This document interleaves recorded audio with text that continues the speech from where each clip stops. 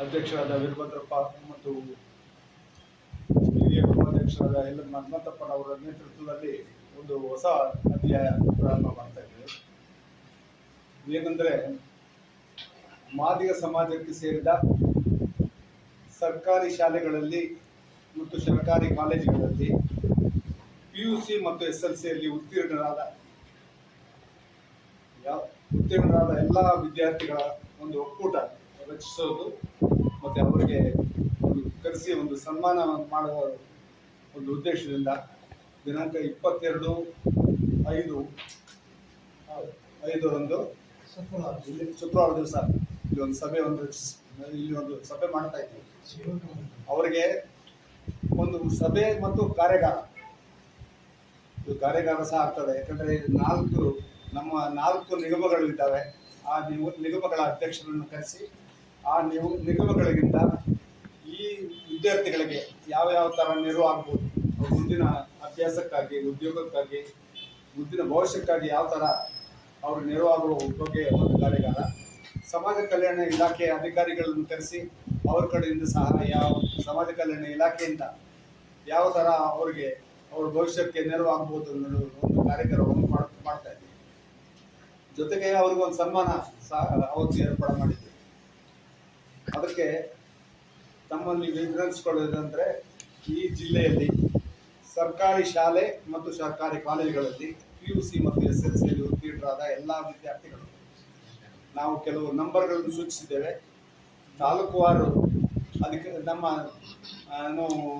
ವ್ಯವಸ್ಥೆಯನ್ನು ಮಾಡಿಕೊಂಡಿದ್ದೇವೆ. ಯಾರಿಗೆ ಒಂದು ನಂಬರ್ ಕೊಡಬೇಕು, ಮಾಹಿತಿ ಕೊಡಬೇಕು ಅಂತೇಳಿ ಅವರು ತಮ್ಮ ಹೆಸರು, ತಂದೆ ಹೆಸರು, ಅವರು ಓದಿದಂಥ ಶಾಲೆ ಮತ್ತು ಕಾಲೇಜು, ಅವರು ಪಡೆದಂಥ ಅಂಕೆಗಳು ಮತ್ತು ಅವರ ತಂದೆ ತಾಯಿ ಮಾಡುವಂಥ ಕಸುಬು, ಏನು ಕೆಲಸ ಮಾಡ್ತಿದ್ದಾರೆ. ಯಾಕಂದರೆ ನಾವು ಅತಿ ಬಡ ಮಕ್ಕಳಿಗೆ ಹೆಚ್ಚು ಪ್ರೋತ್ಸಾಹ ಕೊಡಬೇಕು ಅಂತ ನಮ್ಮ ಉದ್ದೇಶ. ಯಾಕಂದರೆ ನಾವು ಖಾಸಗಿ ಶಾಲೆ ಕಾಲೇಜು ಬಿಟ್ಟಿದ್ದೀವಿ. ಯಾಕಂದರೆ ಖಾಸಗಿ ಶಾಲೆ ಕಾಲೇಜುಗಳಲ್ಲಿ ನನ್ನಂಥವ್ರ ಮಕ್ಕಳು, ಸ್ಥಿತಿವಂತರ ಮಕ್ಕಳು ಓದ್ತಿರ್ತಾರೆ. ಅವ್ರಿಗೆ ಪಾಲಕರೇ ನೋಡ್ಕೊಳ್ತಾರೆ. ನಾವು ಬಡ ಮಕ್ಕಳು ಸರ್ಕಾರಿ ಶಾಲೆಗಳಲ್ಲಿ ಓದಂಥ ಮತ್ತು ಅತಿ ಬಡ ಮಕ್ಕಳಿಗೆ ಅವ್ರಿಗೆ ಮುಂದಿನ ಭವಿಷ್ಯಕ್ಕಾಗಿ ನಾವೇನಾದರೂ ಸಹಾಯ, ಮಹಾಸಭಾದಿಂದ ಯಾವ ಥರ ಸಹಾಯ ಮಾಡ್ಬೋದು. ಯಾಕಂದರೆ ಅವರು ಇಬ್ಬರು, ವೀರಭದ್ರಪ್ಪ ಅವರು ಮತ್ತು ಹನುಮಂತಪ್ಪ ಅವರೇ ನೇತೃತ್ವ ವಹಿಸಿಕೊಂಡಿದ್ದಾರೆ. ಒಳ್ಳೆ ಹೆಜ್ಜೆ ಈ ಮಹಾಸಭಾ ಆದ ನಂತರ, ಸ್ಥಾಪನೆ ಆದ ನಂತರ ಮೊದಲನೇ ಒಂದು ಪಾಸಿಟಿವ್, ಒಂದು ಏನಂತಾರೆ, ಪಾಸಿಟಿವ್ ಹೆಜ್ಜೆ ನಮ್ಮ ಸಭೆಗೆ. ಯಾಕಂದರೆ ನಾವು ಸುಮ್ಮನೆ ಇದುವರೆಗೆ ಹೋರಾಟಗಳನ್ನು ಮಾಡ್ತಾ ಇದ್ದೀವಿ. ಈಗ ನಮಗೆ 5.25 ಮೀಸಲಾತಿ ದೊರಕಿದೆ. ಅದನ್ನು ಪಡ್ಕೊಳ್ಳಿಕ್ಕೆ ಅರ್ಹತೆ ಪಡ್ಕೊಳ್ಬೇಕಾಗ್ತದೆ. ಆ ಅರ್ಹತೆ ಹೇಗೆ ಬಳಸಬೇಕು, ಮೀಸಲಾತಿಯನ್ನು ಹೇಗೆ ಉಪಯೋಗಿಸ್ ಅಂತೇಳಿ ಅದನ್ನು ಸಹ ನಾವು ಇದರಲ್ಲಿ ತೀರ್ಮಾನ ಮಾಡ್ತಾ ಇದ್ದೇವೆ. ಅದಕ್ಕೆ ತಾವು ಎಲ್ಲರೂ ಇದಕ್ಕೆ ಹೆಚ್ಚಿನ ಪ್ರಚಾರ ಕೊಟ್ಟು ನಮ್ಮ ಎಲ್ಲ ಜಿಲ್ಲೆಯಲ್ಲಿರುವಂಥ ಎಲ್ಲ ಸರ್ಕಾರಿ ಶಾಲೆ ಮತ್ತು ಕಾಲೇಜಲ್ಲಿ ಓದುವಂಥ ವಿದ್ಯಾರ್ಥಿಗಳು ನಮ್ಮ ಜೊತೆಗೆ ಸಂಪರ್ಕ ಮಾಡಿ ಅವರಿಗೆ 17/5/2026 ಒಳಗಾಗಿ ಆ ಮಾಹಿತಿಯನ್ನು ಯಾರ್ಯಾರಿಗೆ ಹೇಳಿದ್ದೀವೋ ಅವ್ರಿಗೆ ಆ ಮಾಹಿತಿಯನ್ನು ಕಳಿಸ್ಬೇಕು ಅಂತೇಳಿ ತಮ್ಮ ಮೂಲಕ ಕೊಡ್ತಾ ಇದ್ದೀವಿ. ಒಂದೊಂದು ತಾಲೂಕಿಗೆ ಯಾರಿಗೆ ಕೊಡಬೇಕು ಅನ್ನೋದು ಕೊಟ್ಟಿದ್ದೀವಿ. ಇನ್ನೊಂದು ವಿಶೇಷ, ಇವರಿಬ್ಬರು ನೇತೃತ್ವ ವಹಿಸ್ತಾರೆ. ಆದರೆ ಈ ಜನಾಂಗದಲ್ಲಿ ಹುಟ್ಟಿ ಈ ಸೌಲಭ್ಯವನ್ನು ಪಡೆದುಕೊಂಡು ಭಾಳ ಜನ ಅಧಿಕಾರಿಗಳು, ಸ್ಥಿತಿವಂತರು ಇದ್ದಾರೆ.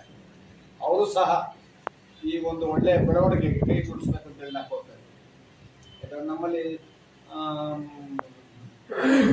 ನಾವು ಪಡೆದುಕೊಂಡಿದ್ವಿ, ಆದರೆ ಅದನ್ನು ಮರಳಿ ಮಾಡ್ತಾ ಇಲ್ಲ. ಅಂಥವ್ರು ಸಹ ಪೇಬ್ಯಾಕ್ ಅಂಥವ್ರು ಸಹ ಕೈ ಜೋಡಿಸೋದು. ಯಾವ ಥರ ನಮಗೆ ಇನ್ನೂ ನಾವು ಮಾತಾಡೋ ಹಂತದಲ್ಲಿದ್ದೀವಿ. ಯಾವ ಥರ ಮಾಡಬೇಕು, ಯಾವ ಥರ ಸಮಾರಂಭ ಮಾಡ್ತಾ ಇದ್ದೀವಿ, ಅದು ಮಾತ್ರ ಗ್ಯಾರಂಟಿ. ಆ ಮಕ್ಕಳಿಗೆ ಯಾವ ಥರ ಯಾವ್ಯಾವ ಸೌಲಭ್ಯ ಕೊಡ್ಬೋದು ಅನ್ನೋದನ್ನು ನಾವು ಯೋಚನೆ ಮಾಡ್ತಾ ಇದ್ದೀವಿ.